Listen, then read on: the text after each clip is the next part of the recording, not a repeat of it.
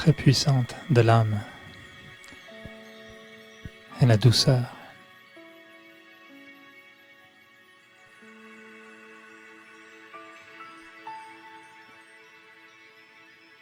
Faire l'expérience de la non-violence,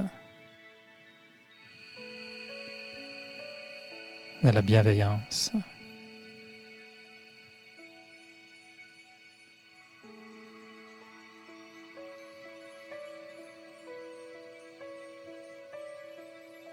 Être dans la douceur.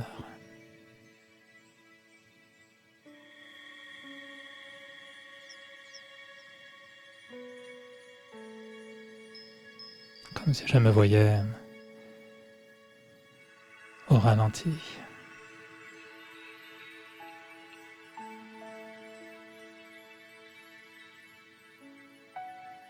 Je peux approcher la main du visage de quelqu'un, juste en douceur.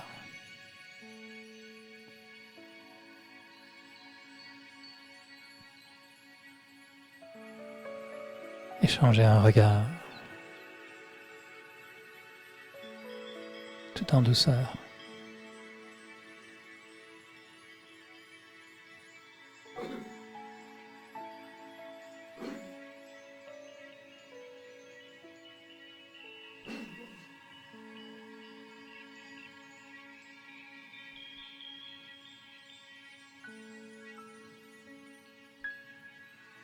Approcher l'autre en douceur.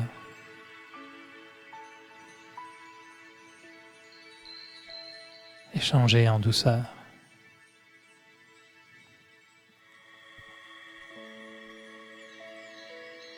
Et apprécier cette vibration douce, bienveillante.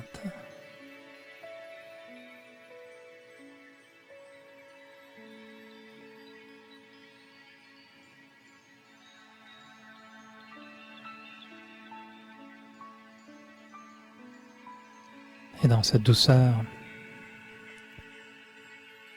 on voit un sourire.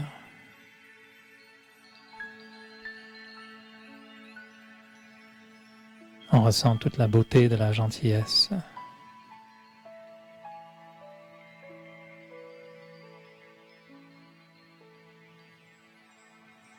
Comme si on distribuait de l'amour, goutte à goutte.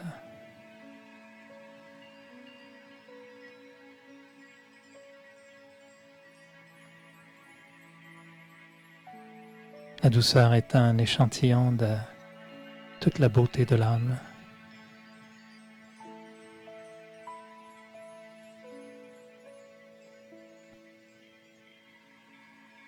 La beauté de l'âme qu'on offre à travers la douceur.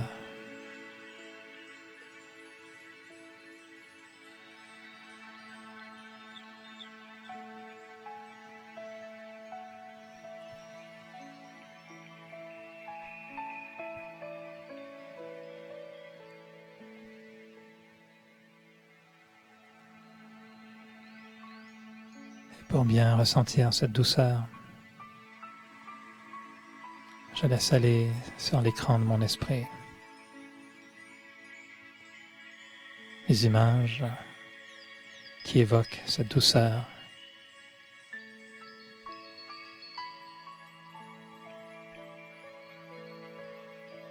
Le sourire d'un bébé. Ce regard qu'il m'offre, pur.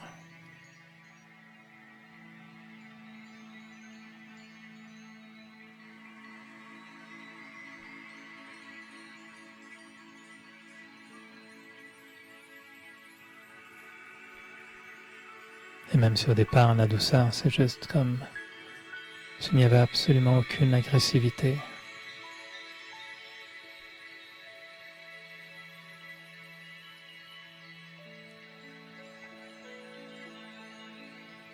Si je laisse cette douceur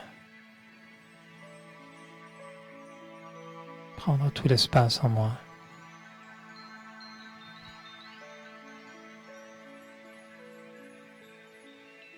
Je découvre toute la puissance de la douceur.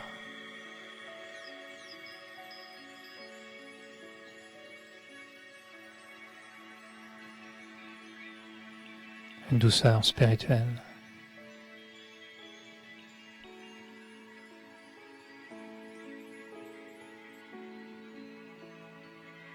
Une douceur qui enlève toute agressivité, même chez les autres.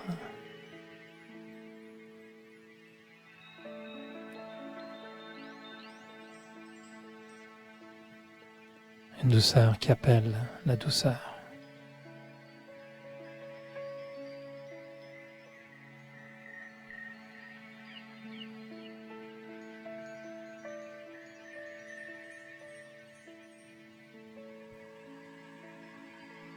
C'est l'expression de la tendresse de l'âme.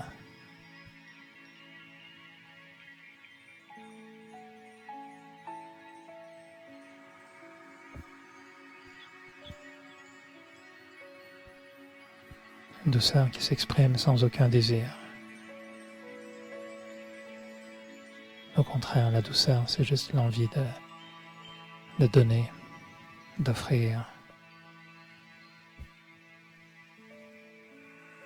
de faire du bien, de réconforter l'autre.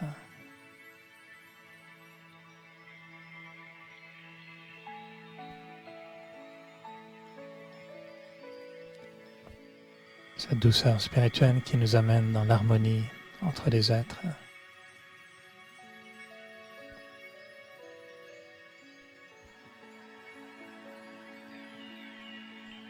Une douceur qui rassure, qui met en confiance.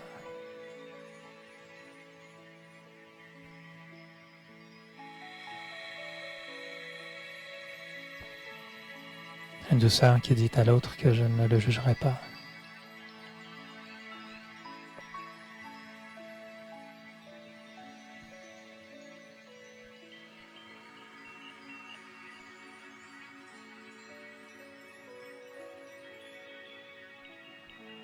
Je peux visualiser sur l'écran de mon esprit ma main qui touche les feuilles d'un arbre, tout en douceur.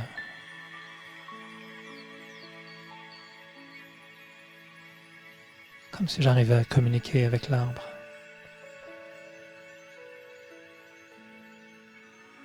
Une caresse.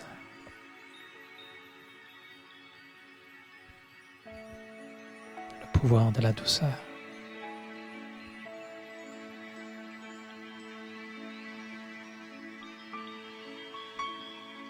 Et cette douceur qui appelle la douceur fait que je transmets à l'arbre, à la nature, mes intentions bienveillantes, mon amour pour la nature.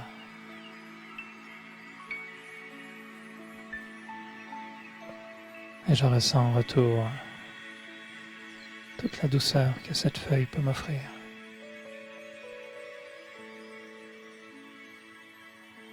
Toucher avec la feuille, le sentiment de tenir un bout d'éternité, une puissance enracinée.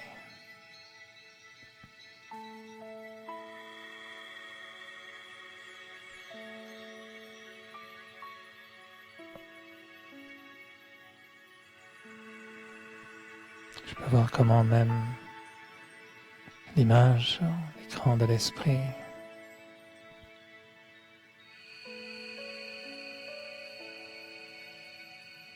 me révèle la douceur de la beauté.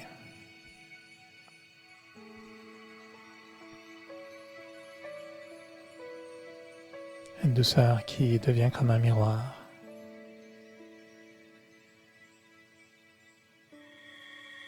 Qui me fait prendre conscience de toute cette grandeur d'âme, cette beauté intérieure,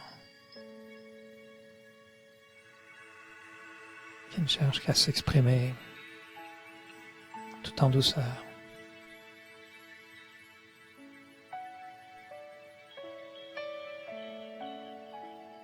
la douceur de ma main, la douceur de mon regard.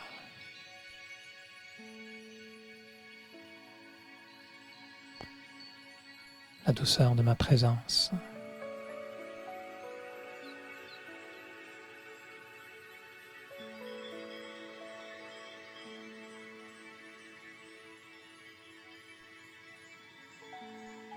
Je reste absorbé dans cette expérience de douceur. Et je sais que j'aurai l'occasion de l'offrir, de la partager.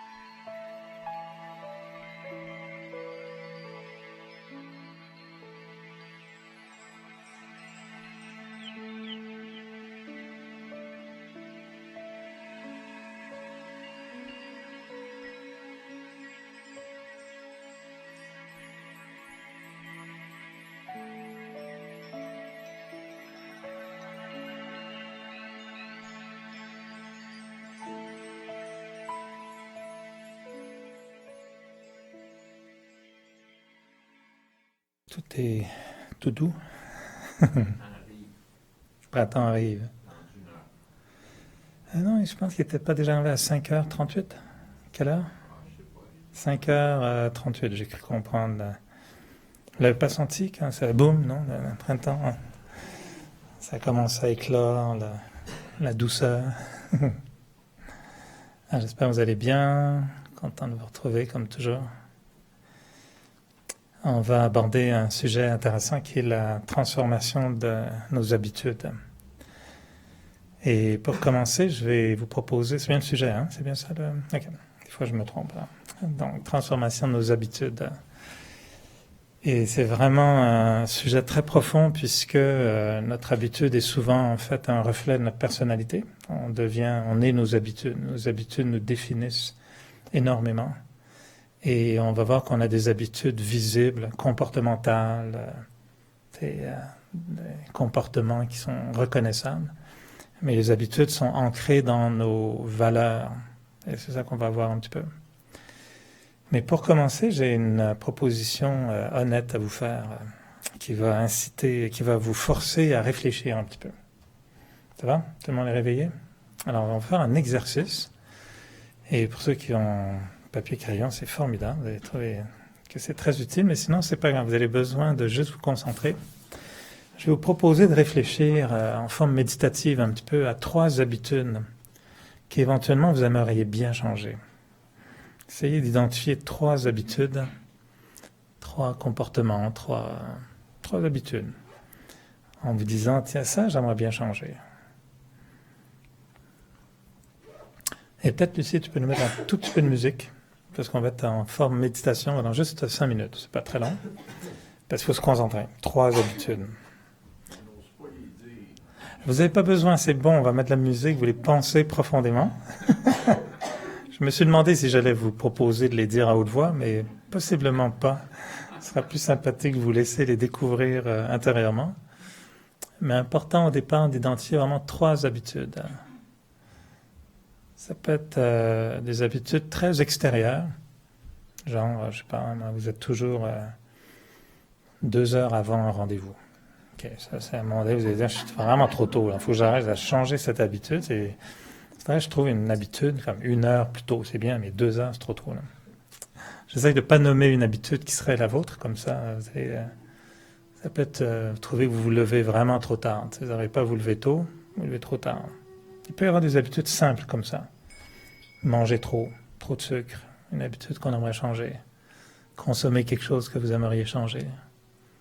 Après, il peut y avoir des habitudes un peu plus, comment je pourrais dire, un peu moins évidentes.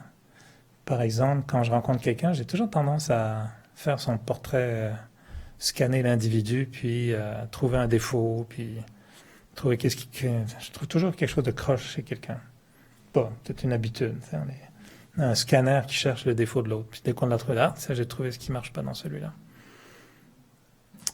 Parce que l'habitude de voir la qualité d'un autre, vous n'allez pas vouloir la changer, mais celle de trouver le défaut de l'autre, peut-être vous allez la changer.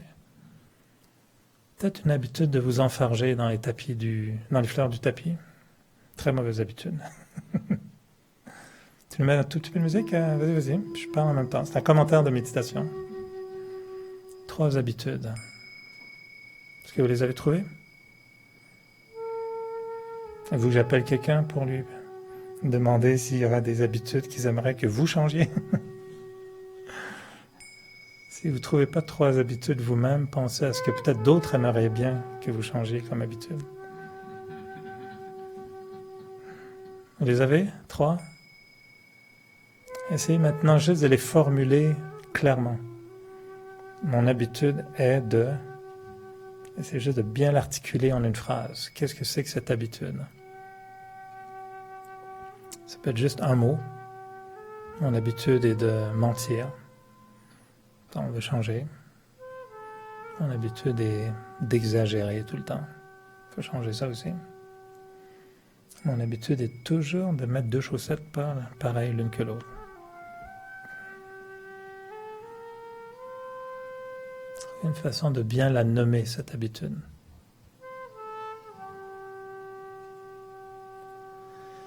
Et la deuxième partie de la réflexion, c'est pour chaque habitude maintenant, posez-vous la question en fait, pourquoi vous voulez changer cette habitude? Qu'est-ce que cette habitude cause en vous que vous n'aimez pas? Pourquoi vous voulez changer? Pourquoi vous aimeriez changer cette habitude? Donc la première, pourquoi vous aimeriez changer cette habitude? Quels sont les effets de cette habitude que vous n'aimez pas?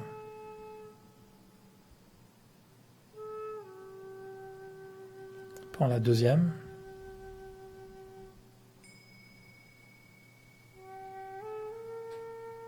pensez à des moments où cette habitude s'est manifestée et que ça a généré une situation que vous n'avez pas aimée ou que ça a créé. Est-ce que c'est le sentiment que vous aviez par rapport à vous-même? Est-ce que c'est la honte? Est-ce que c'est le sentiment d'être faible? Est-ce que c'est le sentiment de ne pas être honnête? C'est le sentiment de ne pas être conforme à quelque chose d'autre?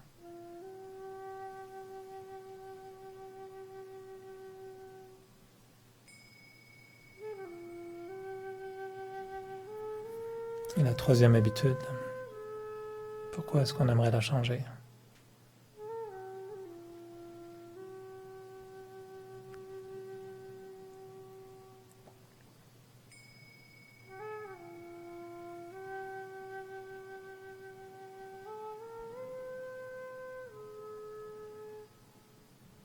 Ça va, vous avez le temps de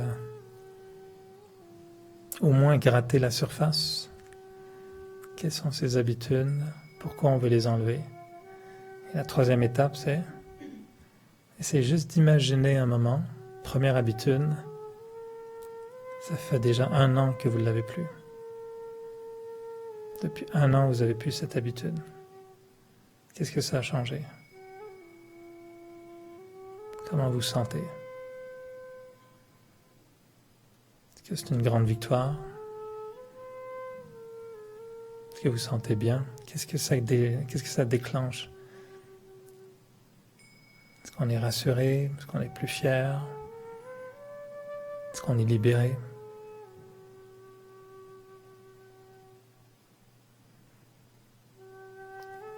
Deuxième habitude. Ça fait 1 an que vous ne l'avez plus. Pourquoi vous l'avez remplacé?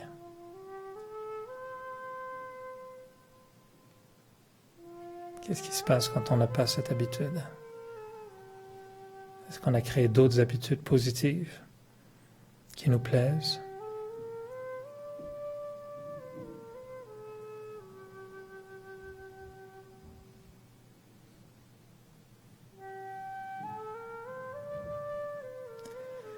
Et troisième habitude. Ça fait 1 an qu'on ne l'a plus.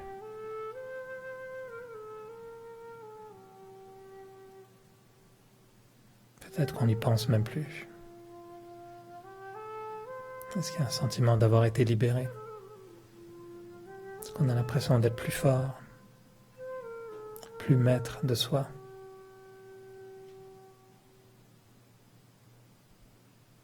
Est-ce que ça a influencé notre estime de soi?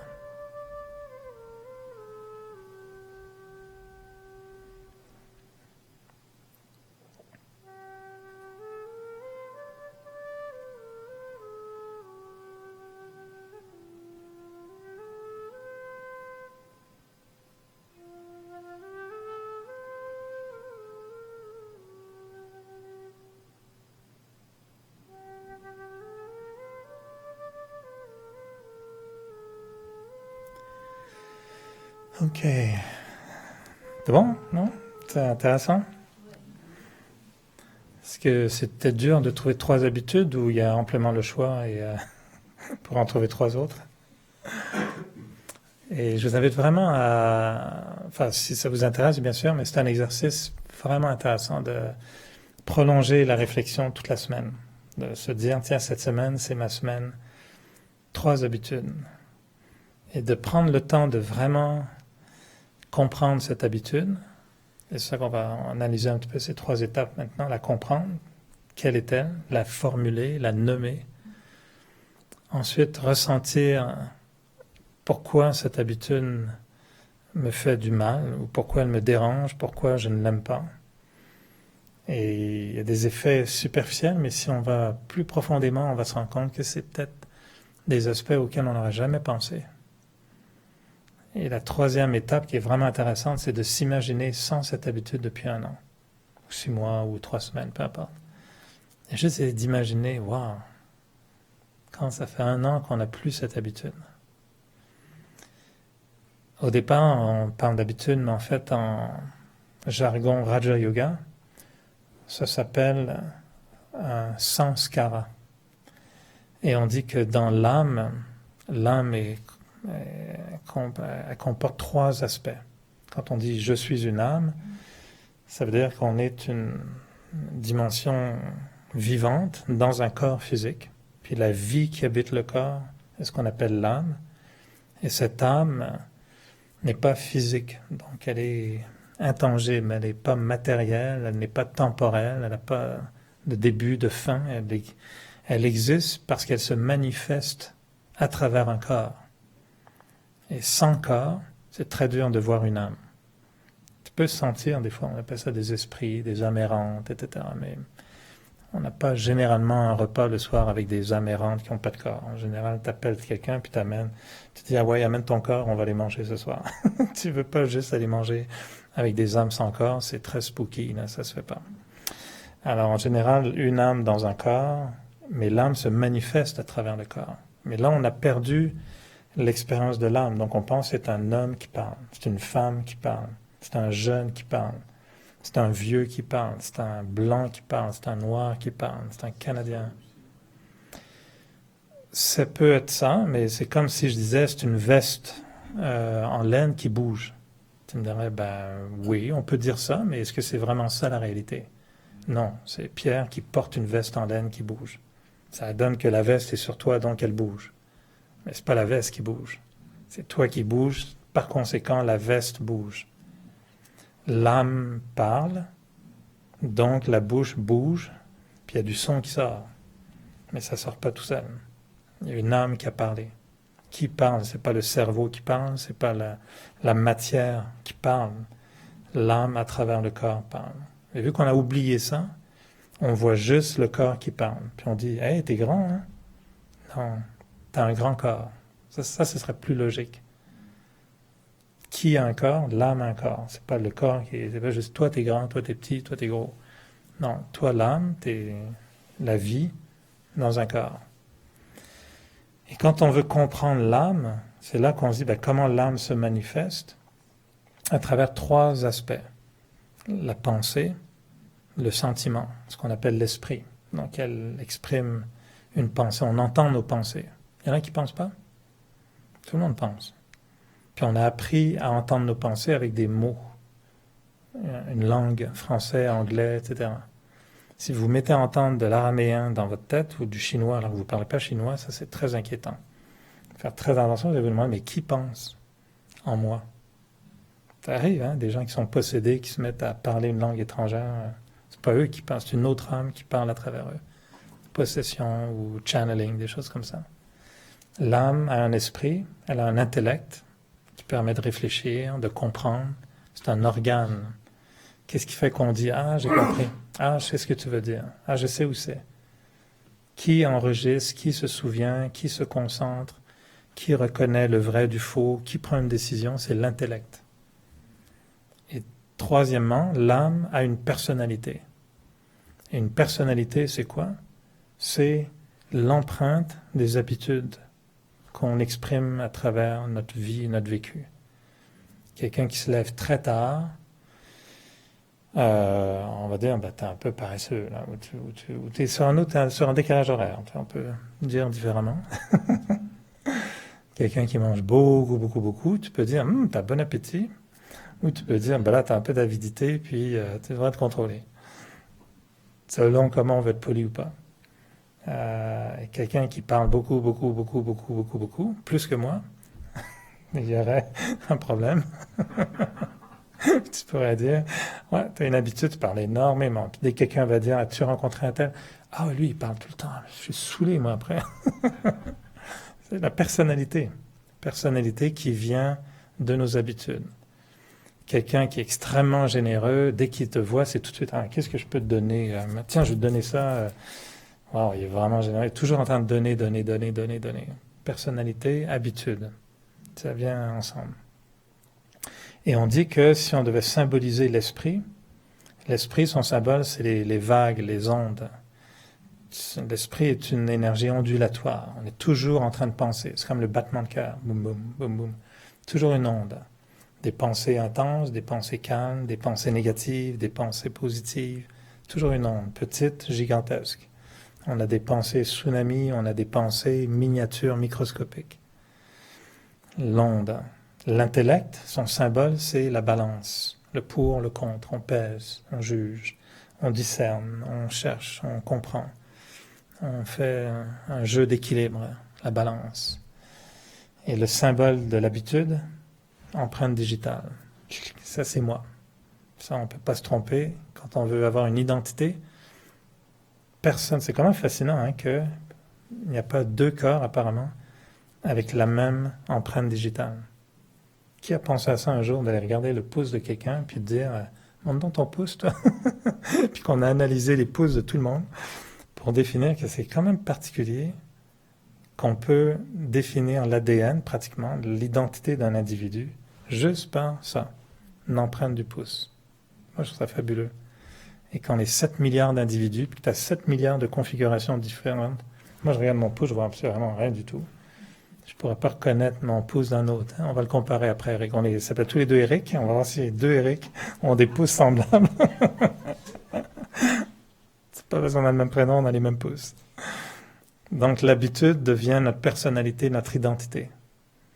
Et la grande question qu'on se pose en spiritualité, c'est est-ce que ça se change? Pas le pouce là, mais l'empreinte digitale, est-ce que ça se change? La personnalité. Quelqu'un qui serait, par exemple... Alors, dans les habitudes, maintenant, ce qu'on voit, c'est qu'il y a des habitudes superficielles.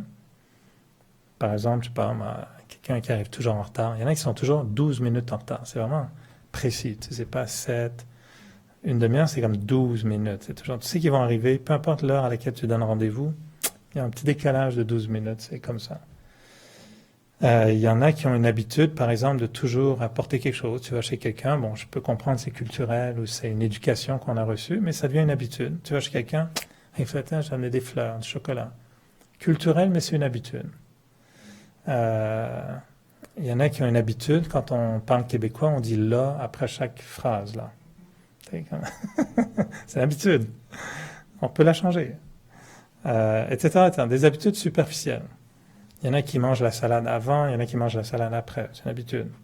Il y en a qui mangent beaucoup, il y en a qui bougent les trucs dans l'assiette tout le temps. Tu vas faire à manger, puis j'ai remarqué, il y en a qui sont comme ça, là, ça joue beaucoup avec... ça déplace les trucs, ça réorganise. Ça fait plus ça que manger. C'est intéressant, son truc, là. Il est comme ça, c'est une habitude. Il y en a qui mangent très lentement. Moi, j'invite des amis. Là, j'ai une amie en particulier, je l'invite. À chaque fois, c'est qu'est-ce que je vais faire à manger pour qu'elle mange plus vite? Parce que sinon, c'est super. Pas trop de coups de couteau, là. Vraiment. À cuillère, vite fait. Là. C'est sûr qu'elle mange très, très, très lentement. D'habitude, je la connais depuis 30 ans, puis ça n'a jamais accéléré. C'est toujours très lent. Je fais pas 5 mets différents avec elle, c'est toujours un. C'est que ça a duré quand même 1 heure. Des habitudes. Alors ça, c'est superficiel. Ensuite, il y a des habitudes comportementales qui deviennent un petit peu plus complexes. Pas être très honnête. Toujours trouver une façon de contourner un peu la façon dont je dis les choses. Pas toujours très clean. Pourquoi tu es venu si tôt? Puis on raconte une histoire. Pas tout à fait honnête. Pas faux, mais c'est pas vrai non plus. Habitude comportementale. Il y en a qui ont une habitude comportementale de toujours ramener ça à eux-mêmes. Quelqu'un perd son emploi, il dit écoute, c'est fou, j'ai perdu mon emploi. Ah ouais, moi aussi, ça m'est arrivé il y a 2 ans, c'était épouvantable. Ok, d'accord. Bon, j'avais 2 secondes pour le dire. Elle est déjà rendue dans... pas écouté du tout, aucune empathie, ça t'intéresse pas du tout. Mais moi aussi, c'est ah oui, il y a 2 ans. Ah oui, oui. Puis là, elle te raconte toute son histoire il y a 2 ans. Toi, tu es en train de saigner, là, tu es en train de complètement mourir de ta souffrance, mais alors rien à cirer. Hein, c'est vraiment attitude comportementale, moins superficielle que l'autre. Et après, il y a des habitudes très, très profondes qui sont axées sur des valeurs, beaucoup plus difficiles à discerner. Sens de la justice. Il y en a qui ont cette valeur-là. Ils aiment vraiment pas l'injustice. Ça vient les chercher beaucoup, beaucoup, beaucoup. Et donc, ça ne va pas se voir comme une habitude, t'offres un bouquet de fleurs. Non, c'est une réaction à l'injustice. Comment ils vont s'indigner, comment ils vont essayer d'aider, comment ils vont questionner, comment ils vont se comporter par rapport à ça, comment ils vont s'éloigner d'une personne parce qu'ils sentent que c'est pas juste. Ça se voit pas à l'œil nu. C'est dans le bureau du psy que ça se développe beaucoup, ce genre de comportement-là. Plus subtil, plus étriqué vraiment sur un plus long terme, mais c'est une habitude. Il y en a qui ont des habitudes de prédateurs. Ils sont en relation avec l'autre, puis là, ils préparent le moment où ils vont affirmer leur supériorité. Ils font ça sur une période d'à peu près 3 mois. C'est insinueux, tu sais pas. Mais c'est le même pattern, tout le temps, tout le temps, tout le temps. Ils rencontrent quelqu'un, période de séduction, période d'apprivoisement, période de rapprochement, période de dominance, période de souffrance. Pattern. C'est toujours la même chose. Vous reconnaissez? Puis il y en a des habitudes comme ça. Donc c'est 3 niveaux d'habitudes très différentes. Les premières, faciles à reconnaître. Deuxième, moins. Troisième, la plupart des gens ne sont même pas conscients qu'ils ont cette habitude. Dans la deuxième, j'ai souvent partagé une qui m'a été vraiment révélée, qui a été tellement utile quand quelqu'un a vraiment été incapable de me tolérer. Je pense que j'étais vraiment intolérable. Puis qui a vraiment, comme on dit en bon français, pété les plombs. Puis il a dit hey, ton ego est comme si, puis t'es tellement arrogant. Là, ouais. Puis j'avais du mal à accepter ça. Puis à la fin, je viens pour argumenter. Puis en plus, tu veux toujours avoir le dernier mot. Puis j'ai voulu répéter tout de suite, réagir. Non, puis tu vois, je vais avoir le dernier mot. Et ça, pour moi, ça a été vraiment une belle révélation. Quand quelqu'un m'a dit, tu veux toujours avoir le dernier mot. J'avais 21 ans à l'époque. Ça fait 21 ans que je m'en étais pas rendu compte. Là. Je pense, bébé, j'étais comme ça. Moi, je pense que je suis né comme ça. Ma mère a dit, viens pas trop tard. Ben non, pas bébé, mais enfin, bois ton biberon, puis j'ai répliqué probablement quelque chose. J'ai toujours un dernier mot. Et à 21 ans, une fois, quelqu'un m'a dit, tu sais que tu avais toujours avoir les derniers mots. Puis j'ai failli lui dire, non, non, non, pas du tout. Puis, je dis, ouais. Puis après, je me suis observé. Puis ça a pris, je vous jure, des années avant que j'arrive à éliminer ce truc-là. Je le voyais, hein, c'est pattern, un schéma ancré profondément. Certains diront que c'était très français, j'accepte. Toujours le dernier mot. Il fallait toujours que ce soit moi qui conclue un argument. Et j'avais du mal à enlever ça. C'était vraiment comme plus fort que moi. Tu sais, puis des fois, tu l'oublies. Alors, tu es là dans la discussion, puis c'est le soir, tu te dis, ah, tu vois, j'ai encore argumenté jusqu'à ce que j'ai le dernier mot. Puis ça a pris des années à enlever ce truc-là. Des schémas de complexe d'infériorité. Très difficile de décerner des fois. Comment tu te positionnes par rapport à l'autre, comment tu complimentes l'autre, c'est quoi tout le schéma associé à un manque d'estime de soi qui fait que je valorise les autres plus pour me rabaisser, puis éventuellement m'amener à une faute pour que je puisse prouver que je suis moins bon qu'un autre. Parce que le complexe d'infériorité va vouloir me démolir de plus en plus pour toujours prouver que je suis pas bon, que je suis une victime, puis que voilà. On s'en rend pas compte. En thérapie, les bons thérapeutes, ils nous mettent le doigt dessus puis ils disent, tu te rends compte que tu fais ça tout le temps? Ça s'appelle le sabotage. Tu fais du sabotage. Dès que tu viens pour faire quelque chose de bien, tu veux t'auto-détruire. As-tu remarqué que tu fais ça? C'est une habitude. Très difficile à discerner. Puis des fois, elle s'étale sur un processus. L'habitude est un processus qui dure 3 mois. Très difficile à identifier. Alors, vos 3 habitudes que vous avez voulu changer se situent à quel niveau? Superficiel, moyen, profond. Je sais, je vous ai pris par surprise avec cet exercice et je vous invite à vraiment réfléchir, c'est quoi ces 3 habitudes? Pourquoi on veut les enlever? Là, on va aller dans la compréhension de l'habitude. Qu'est-ce que cette habitude crée en moi et d'où elle vient en fait? Et dans le Raja Yoga, c'est ça qui est intéressant, c'est qu'on définit que c'est sanskara, donc ces traits de personnalité, qui sont donc mes empreintes digitales, le fruit de mes habitudes, actions répétées sans arrêt. Ces sanskara, ces traits de personnalité, sont reliés à des valeurs positives ou négatives. Et on dit qu'en fait, à la base, il y a 5 valeurs négatives qui, si on les mélange à différents degrés, deviennent la panoplie de tous les défauts du monde. Puis à l'inverse, leurs 5 vertus positives sont des vertus de base qui, mélangées entre elles, vont donner toutes les qualités positives de l'individu. Donc c'est très utile de les connaître. Dans les négatives, puis je ne pourrais pas élaborer le détail de tout ça, mais on parle de ego, attachement, avidité, colère et luxure. Ça ressemble, vous allez me dire, aux péchés capitaux, là, oui, toutes les religions ont essayé de mettre le doigt sur l'ADN du mal puis l'ADN du bien. Ça a été ça le but des religions. L'idée, c'est de comprendre que l'attachement, j'arrive jamais à les donner dans le même ordre, alors ceux qui prennent des notes, bonne chance. Attachement, ego, colère, avidité, luxure. Chacune de ces valeurs négatives est très intéressante. Et là, chacune mériterait 1 heure au moins de description. Colère, c'est le feu. Alors, c'est associé aux 5 éléments aussi, c'est ça qui est intéressant. Colère, c'est le feu.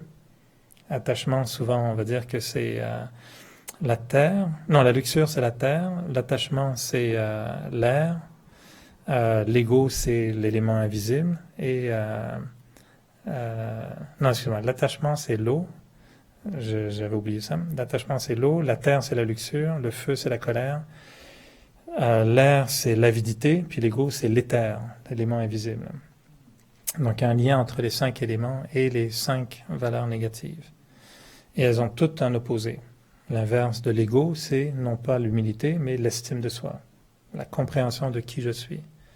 L'inverse de l'attachement, le détachement.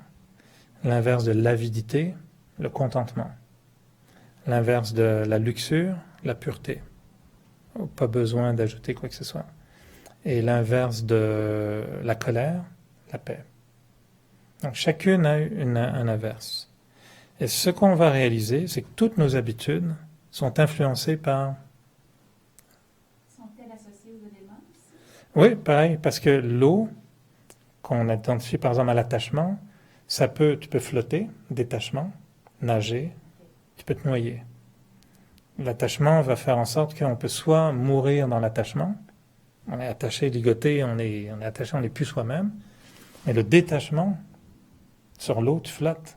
L'eau nourrit, l'eau a des qualités et des propriétés extrêmement positives. Allez, tu flottes, tu es libre, tu nages, tu t'amuses dans l'eau, ou tu te noies. Le feu, la colère, qui devient la paix, c'est exactement ça. Le feu te brûle, détruit, mais le feu apaise aussi. Tu regardes un feu, puis là, tu es tout doux, tu es apaisé. Le feu a un côté très pacifique aussi. La flamme olympique, la flamme de l'âme, la lumière, tu sais, c'est très... Les symboles sont là aussi. La luxure, c'est pareil. On dit que la luxure, c'est un vice que peu de gens comprennent. La luxure, c'est en fait, c'est l'abandon au plaisir des sens. La luxure, c'est quand on perd le contrôle de soi, puis qu'on le troque pour un plaisir sensuel. Le plaisir sensuel n'a rien de mauvais.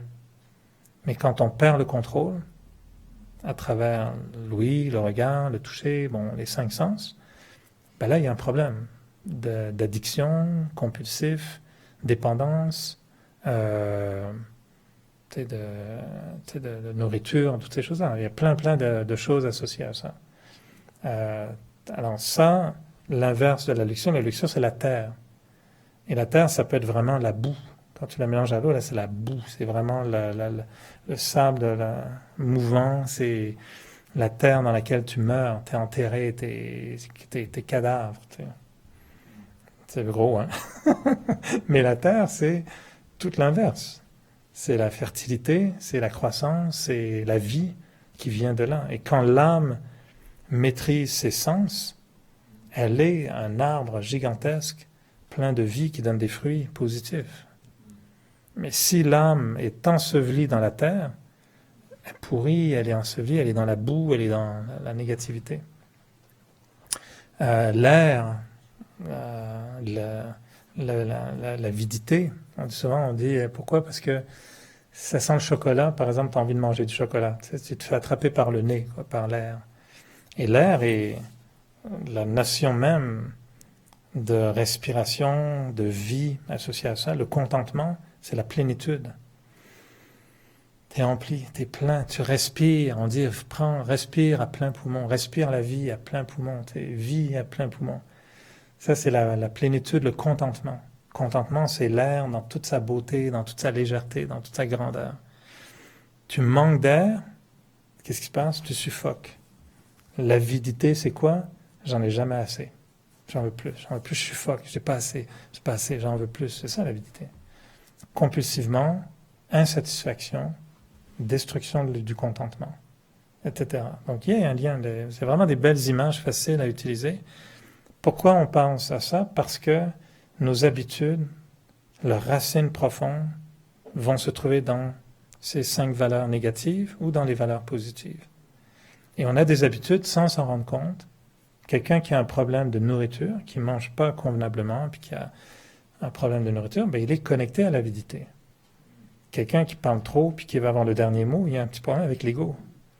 Donc l'habitude, c'est pas de trop parler qui est désagréable, c'est d'être dominé par son ego. Et si on cherche à changer l'habitude de façon superficielle, c'est-à-dire de dire à l'habitude, tu arrives toujours en retard, je vais me forcer à arriver à l'heure. Essayez. C'est comme de dire, j'ai un métal tordu, je vais le mettre droit. Puis tu tires dessus, puis tu appuies, puis tu essaies de le mettre droit. Non, pas une bonne idée. Ça va être beaucoup plus facile de le chauffer, de le fondre, puis là de lui redonner la forme qu'on veut. Et c'est pourquoi la transformation des habitudes est rarement réussie quand elle s'opère simplement quand on se concentre sur l'habitude elle-même. Elle est beaucoup plus efficace quand on va à la racine, à savoir d'où elle vient. Pour ça, je vous ai fait faire l'exercice. C'est quoi cette habitude? Pourquoi elle nous fait mal? Et si, ne serait-ce que, par exemple, quelqu'un qui est toujours en retard, d'identifier pourquoi il est toujours en retard. C'est sa relation avec le temps ou c'est juste qu'on aime ça attirer l'attention? Et il y en a pour qui, je pense, c'est ça. inconsciemment, tu leur dirais ça, ils disent, ben non, pas du tout, au contraire. Non, t'aimes beaucoup attirer l'attention. Il y a des gens qui aiment organiser le monde autour d'eux-mêmes. Il faut toujours quelque chose de spécial. Il faut toujours des trucs particuliers pour ces gens-là. Pourquoi? Parce qu'ils ont inconsciemment cette volonté de pallier à un sentiment de ne pas exister. Donc pour exister, ben, j'ai toujours une habitude d'avoir des demandes, des faveurs, des choses, des trucs spéciaux. Il faut toujours que ça devienne la personne est spéciale. Ah oui, il y a des besoins spéciaux. Attirer l'attention. C'est pas facile de voir ça chez les autres. Ben, l'intérêt, c'est de ne pas le voir chez les autres, c'est plutôt de le voir chez soi. Ouais. On dit souvent, dans ce compte-là, il ne faut pas trop regarder les autres parce qu'on va être tout contaminé par leurs habitudes, mais il faut le voir en soi. Pourquoi je agis comme ça? Et moi, pourquoi je voulais avoir le dernier mot? Et donc, de faire l'exercice de dire, pourquoi on voudrait se départir de cette habitude? Est-ce qu'un jour, on reconnaît que j'ai pas envie d'exprimer l'idée que je suis un être arrogant, orgueilleux, prétentieux? À un moment donné, on va s'écœurer de cette image. Mais on l'avait. Moi, honnêtement, je pense que j'étais très orgueilleux, très prétentieux. Puis un jour, quand j'ai commencé à le voir dans le miroir, puis me dire, hey, c'est pas très bon ça. Puis j'ai fait de l'effort après de faire la troisième étape qu'on a faite dans la visualisation, à quoi je ressemble sans le défaut. Pour moi, la notion d'humilité, c'était, mais oui, c'est vertueux, c'est bon, là. Tu sais, c'est comme ce qu'on nous disait à l'église, tu sais, fais le bien, ne fais pas de mal à personne, peu importe, tout le monde, oh, oui, ok, c'est les... on nous a dit ça, mais on n'est pas motivé, vraiment. Et le jour où j'ai commencé à voir comment l'humilité était une valeur tellement douce, tellement agréable, tellement noble, puis que l'humilité était pas seulement l'humilité, que c'était connecté à « j'ai rien à prouver, moi. J'ai pas à avoir le dernier mot. J'aurais très, très bien conscience de qui je suis, sans arrogance, sans prétention, en toute humilité, sans avoir à prouver que j'ai ça. » Et le jour où on commence à voir ça, on se dit « waouh, ça m'intéresse. » On parlait, le commentaire tout à l'heure, la douceur. Je sais pas, c'était quand la dernière fois que vous avez passé 15 minutes à réfléchir à la douceur? Je pense que j'ai prononcé le mot douceur 30 fois? Non? Si vous n'aviez pas remarqué, hein, mais bon, j'ai répété 12 heures par qui se fait rien. C'est ça. Ben, c'est bon de penser à la douceur. Puis d'après, de s'observer. Est-ce que je suis doux avec les autres? Est-ce que j'ai cette qualité de douceur? Sinon, ben c'est quoi mon habitude? Est-ce que j'ai l'habitude d'être assez brusque? Il y en a, c'est leur habitude d'être brusque. Salut, ça va, qu'est-ce que tu as fait? Et tu dis, oui, arrête, tu m'agresses 3 mots, puis on s'est agressé, là. Aucune douceur. Il y a des gens, ils n'ont pas de douceur. C'est sec. C'est vraiment du papier sablé numéro 3, là. Un gros grain. Tu le sens passer. Ok, lui. Et d'autres, on va dire, lui, là, c'est une soie. Non? Qu'est-ce que ça veut dire? C'est doux, la soie, c'est ça? C'est une soie, là. Ça nous fait pas mal. Nous, tu peux te frotter, ouais, tu te frottes, là. C'est pas du numéro 3, là. Ça, c'est de la soie, ça fait super du bien. Oh, c'était cool, c'est doux, tout doux. Il y a comme 2 types de douceur aussi. Peut-être que la personne peut être douce, et c'est pour attirer, pour être aimé, son ego, justement, être gentil, tout ça. Ça, c'est le Raja Yoga 201, là. C'est Mais oui, bien sûr, après, il y a de la manipulation. Sauf que c'est pas de la vraie douceur. On peut, je comprends exactement ce que tu veux dire. C'est vrai qu'il y en a qui sont doux pour attirer, pour mieux être prédateurs, mais à ce moment, c'est de l'hypocrisie. C'est la séduction. C'est du charme. Tout à l'heure, je disais la douceur, la vraie douceur, elle n'a aucun désir. Elle s'exprime justement, ce qui fait qu'elle est vraiment douce, c'est que quelqu'un d'autre peut l'approcher, il ne veut pas sentir qu'il va se faire vampiriser par cette douceur. Et sinon, celle dont tu parles, la deuxième douceur, elle est davantage dans l'ordre de la manipulation, de la séduction, de la para. Tu sais, t'es là avec ta petite canne à pêche. Comment, viens. Et tu veux le poisson, là. Il va se faire manger. Apparence de douceur. Apparence de douceur. C'est un appât. Alors, c'est intéressant de se poser cette question sur nos habitudes parce qu'elles sont superficielles, moyennes, profondes. Et ensuite de se dire, l'habitude que j'aimerais enlever, elle est liée à quoi? Et elle va être liée non seulement à une attitude comportementale, mais elle va être liée foncièrement à un de ces 5 problèmes: avidité, attachement, ego, luxure et colère. Et quand on le reconnaît, si par exemple j'ai une vitesse, il y a des gens qui vont dire, moi j'avais ça aussi, c'était une vitesse nerveuse. Puis je disais souvent, c'est parce que je suis français, on conduit comme ça. Non, t'as une colère, il y a un peu de colère, puis un peu d'arrogance, puis il y a de l'ego, tu te sens dominant quand tu conduis vite. C'est ça que tu veux, faire peur à tout le monde, puis affirmer ta dominance. J'extrapole un peu, là, je fais un portrait d'un monstre total, et tous partir en courant en disant, c'est horrible ce gars-là. Vraiment le dernier mot, conduit vite. Mais c'est vrai, j'avais cette habitude que j'ai plus ou moins abolie. Mais des fois, elle surgit, je ne sais pas d'où, mais le poids des semelles. Moi, je pensais juste dans les souliers, mais ça accélère tout ça. Mais si on associe pourquoi conduire vite, c'est un mélange des 5 vices. La luxure, s'abandonner au plaisir des sens. C'est vrai que c'est une jouissance, la vitesse. Mais c'est aussi une domination. Il y a des gens, ce n'est que sur la route qu'ils deviennent tout à coup maîtres du monde. Des fous raides, là. Ils sont dangereux, ces gens-là. Mais eux, c'est leur façon d'exprimer « je domine ». Attention les gars.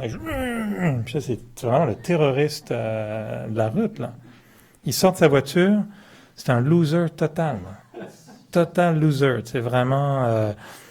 tout fétiche, invisible, il frôle le mur, puis tu ne croirais jamais que lui, c'est un conducteur de vitesse compulsif. C'est une maladie.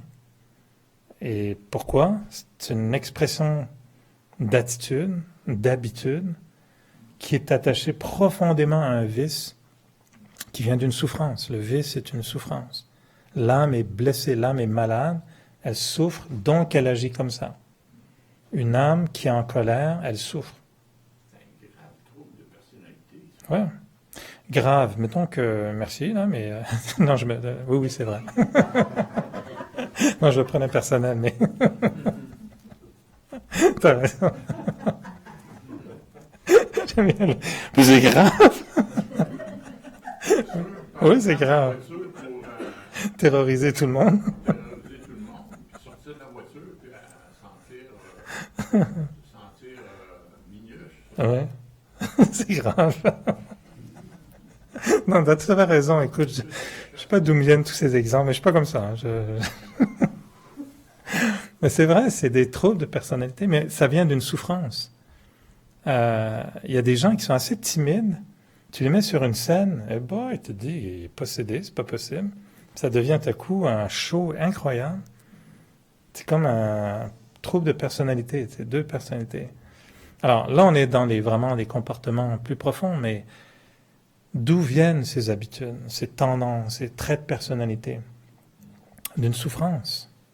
L'âme a été blessée, elle est en souffrance, et la transformation de l'habitude va passer par une réalisation de son origine, et donc une transformation non pas de l'habitude, mais de la cause de la souffrance. Si j'arrête de souffrir, j'ai plus besoin d'être en colère. Si je suis plus en colère, tout ce qui est associé à la colère va changer. Si j'ai une faible estime de moi, j'ai tout un système de comportement qui est là pour pallier au manque d'estime de soi.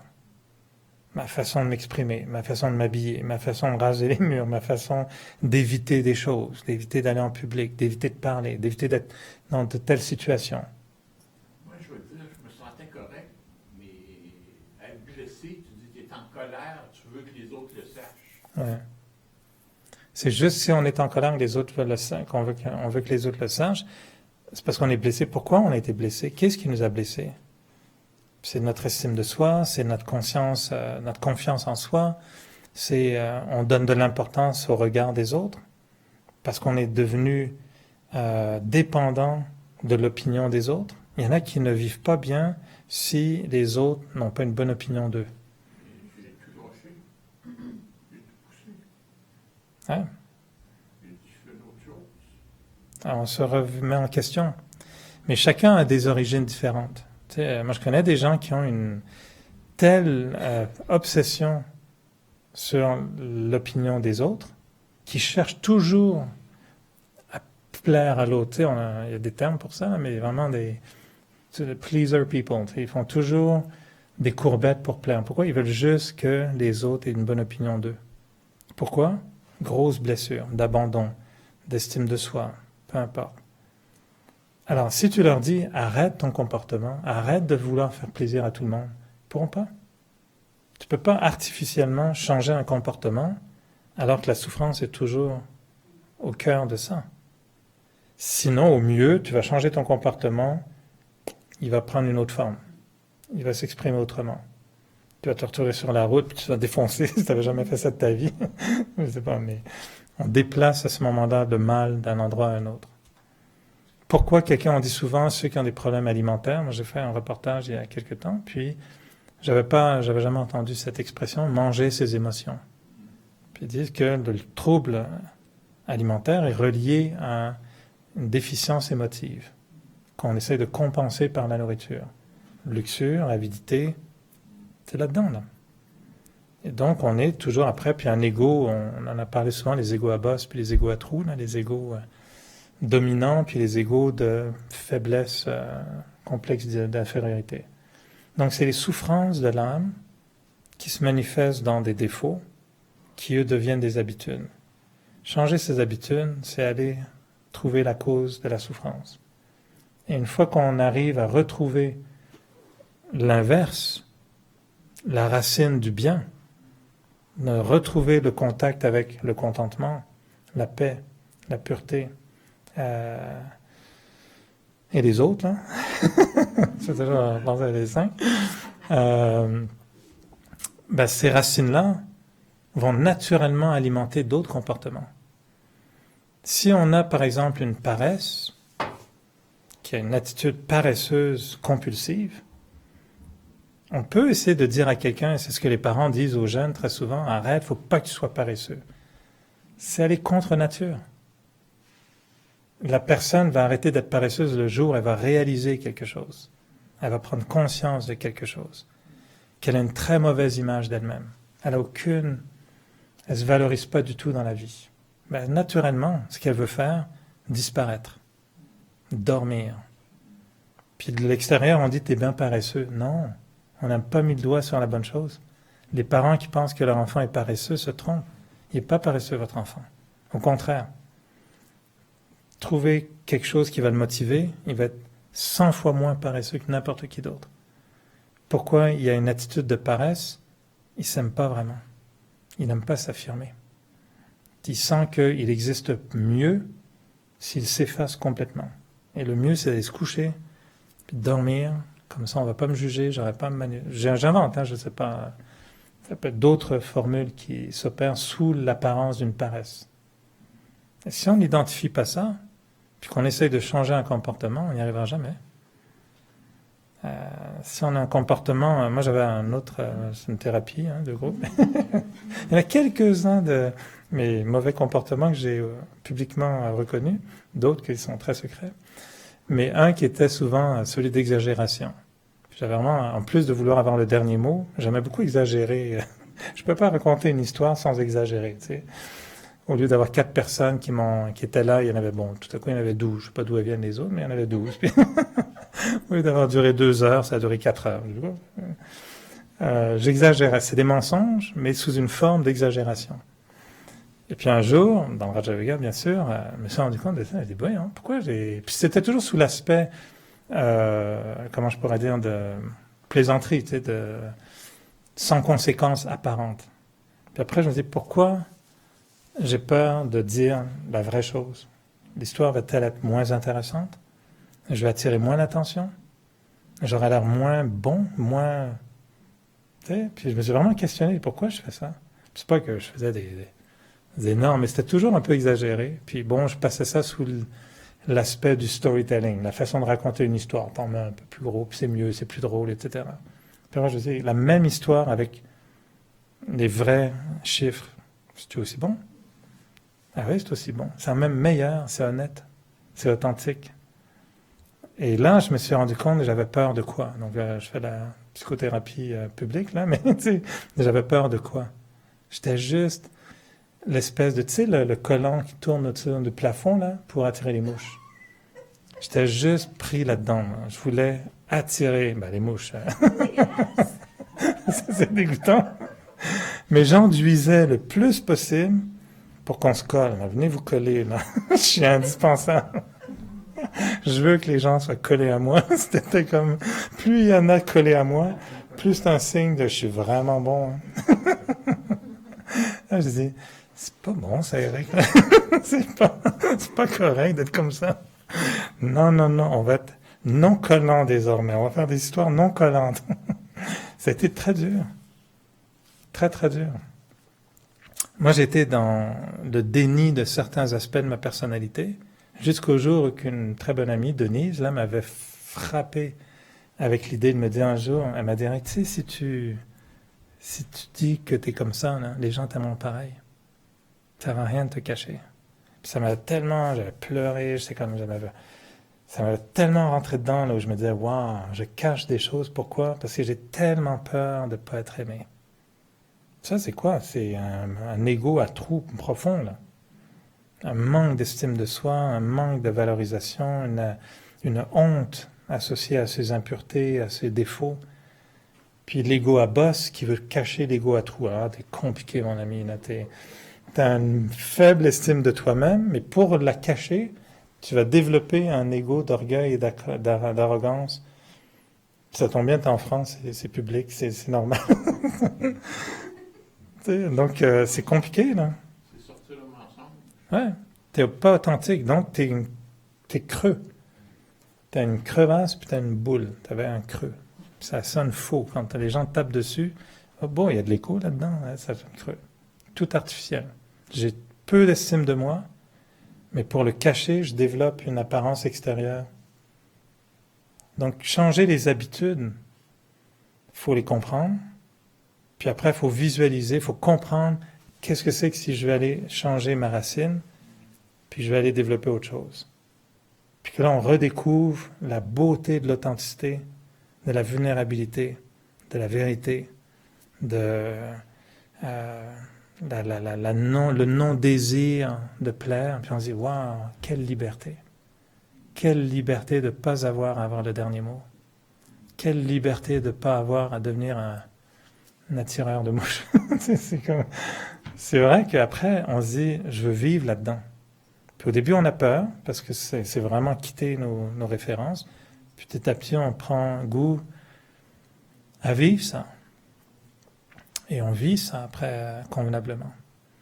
Moi, le jour qui était une très grande libération, la fois où j'ai cru qu'il fallait tellement que tout le monde m'aime, puis un jour, j'ai eu la pensée, puis c'était il n'y a pas très très très longtemps que ça, de me dire, hey, c'est ok que quelqu'un m'aime pas. Puis tout à coup, j'ai pris goût à l'idée que quelqu'un m'aime pas. J'ai dit, hey, c'est le fun, ça. Alors, j'ai arrêté de plaire. Puis j'ai essayé de me forcer à être un peu bête, juste comme ne pas être séducteur, 0% séducteur, voir ce que ça donne. De tout à coup devenir que les autres soient indifférents à toi. Parce que tu n'es pas en train d'étaler tes pots de miel, puis tes courbettes, puis te faire aimer, là, tu fais rien. Puis de vivre ce que c'est que quelqu'un qui te trouve pas intéressant. Avant, c'était impossible pour moi. L'idée que quelqu'un me trouve inintéressant, non, pas possible. Là. Tu vas voir, je vais me mettre la colle, moi, sur mon petit papier, puis la mouche va venir, là, c'est sûr. Puis elle va se coller, tu vas voir. Puis un jour, tu dis non. C'est correct que les gens m'aiment pas. Puis de vivre ça, de sentir que c'est ok de pas aimer. Et c'est ok de pas être aimé. Puis d'accepter ça de plus en plus. Waouh, c'est tellement libérateur. C'était des habitudes comportementales qui se manifestaient avec toutes sortes de trucs. On va me dire, ah, t'es très français, t'es tellement charmeur, et de là. Tu te rends compte, c'est pas ça du tout. Je suis juste le collant. Puis on dit, ah, il est charmeur, il est tellement romantique. Non. Je suis compulsivement assoiffé d'amour, puis j'ose pas l'admettre. Puis j'ai terriblement peur que quelqu'un me dise qu'il m'aime pas. Ça demande beaucoup de courage. Énormément de courage. L'amour, l'estime de soi et, Énormément de courage. de se montrer tel qu'on est vulnérable. Et la seule raison pour laquelle je suis dans le processus, mais toujours, c'est qu'on m'avait donné une bénédiction il y a longtemps. On m'a dit, tu sais que toi, tu as beaucoup de courage. Moi, j'ai dit, non, pas du tout. Puis après, je me suis dit, ouais, finalement, c'est pas le courage d'affronter un pitbull qui me saute dessus. Là, c'est le courage de m'affronter moi-même, qui est comme un pitbull. Ça, c'est dur. Ouais. Mais après, ça devient l'estime de soi. Le courage se solidifie en personnalité. On est dans ce processus-là. Alors, transformer ses habitudes, c'est pas seulement extérieurement imposer une autre habitude ou de la mettre à l'envers. C'est d'aller vraiment en profondeur, trouver sa source, comprendre à quoi on ressemble sans ça, puis dire « Wow, c'est ça que j'ai envie de vivre ». Puis de réapprivoiser les 5 valeurs positives, la pureté, la paix, le détachement, le contentement et l'autre. Vu que je les donne toujours dans des sens inverses, à chaque fois je me mélange. Parce que ils sont dans nos cours de base. Waouh, il est déjà 8h15, alors écoute, il cause, puis vu que je vais avoir le dernier mot, ben je vais avoir le dernier mot. Non. Il y en a qui veulent me dire quelque chose. Mais non, je trouvais que c'est un sujet quand même intéressant, toute cette imbrication là, d'idées. On peut juste conclure peut-être avec 2-3 minutes de méditation. Et en fait, je vais vous inviter à revoir vos 3 habitudes. Et juste de repenser à ces 3 habitudes avec ce regard.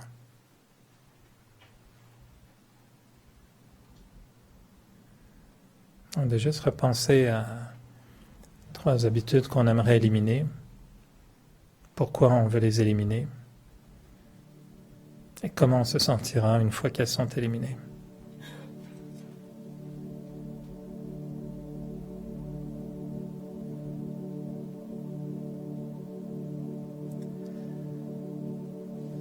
Et quand on pense à son comportement et ses habitudes, ses traits de personnalité,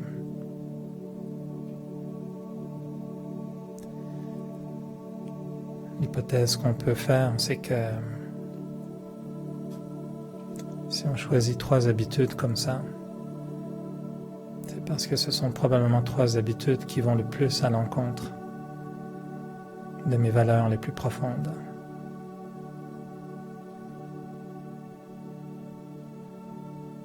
On a tous des valeurs qui sont essentielles.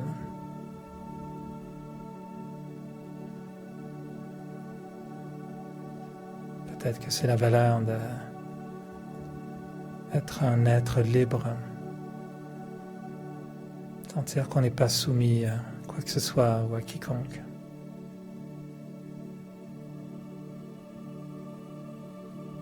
Que la valeur la plus fondamentale est de ressentir cette liberté dans nos choix de vie, mais surtout dans notre choix concernant notre façon d'être.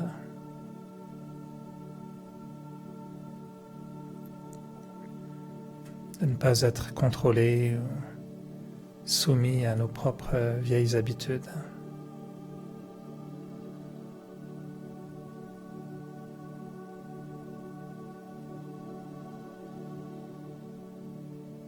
Et donc toute habitude qui me donne ce sentiment d'être contraint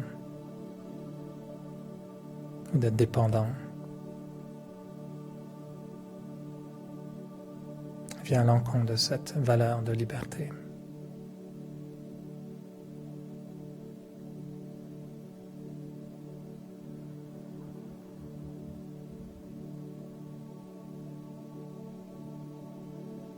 Et une autre valeur pourrait être celle de ne pas accepter le mal, la souffrance.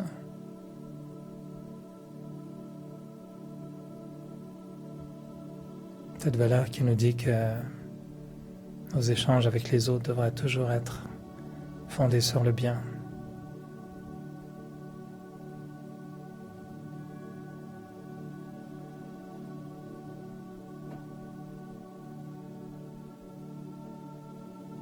Et donc si une habitude me met dans des situations dans lesquelles j'entre en conflit avec les autres, cette habitude va à l'encontre de ma valeur profonde.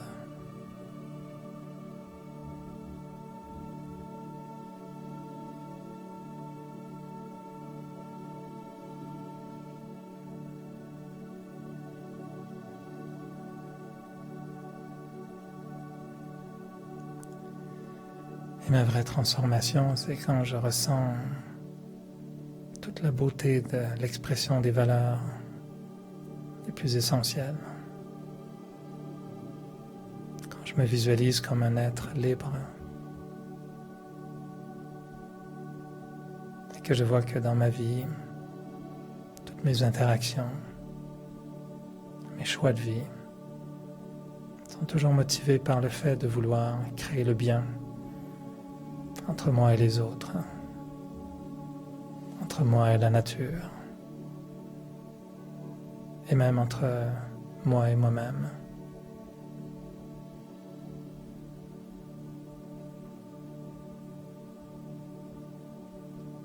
Le bien, la liberté.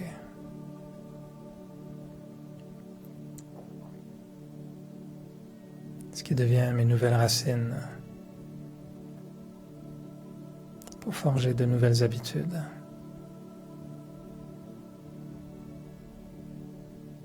Et une plus belle personnalité.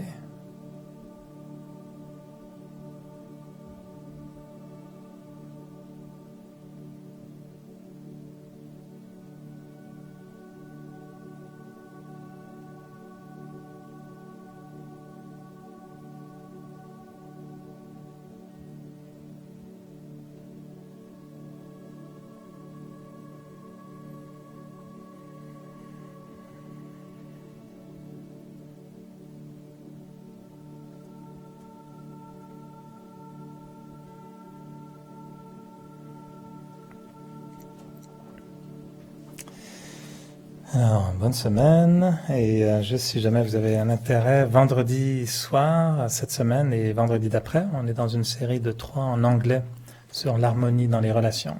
Donc, c'est en anglais. Et le dimanche, tous les dimanches, un rappel qu'on a les oasis de paix, et on essaye de, transformer un peu la formule du dimanche soir, et de vraiment en faire un rendez-vous de yoga, un rendez-vous vraiment de paix profonde, d'expérience de méditation. Donc il y a 3 personnes qui sont sur scène qui animent juste par leur présence la méditation. Et on a une espèce de recette qu'on est en train de pratiquer là tous les dimanches soirs pour essayer de donner vraiment un boost. C'est le sentiment que juste avant de repartir pour la semaine, le dimanche soir, on se recharge un peu, on se prend une bonne dose d'énergie. 7 à 8, on peut vraiment penser être in à 7 heures, sortir à 8 heures. Comme ça, c'est vraiment 1 heure pour juste injection, une piqûre spirituelle légale. Sous supervision, vous pouvez venir en toute légalité, vous donner une injection de paix entre 7 et 8 le dimanche soir. Alors voilà, bonne semaine et Om Shanti.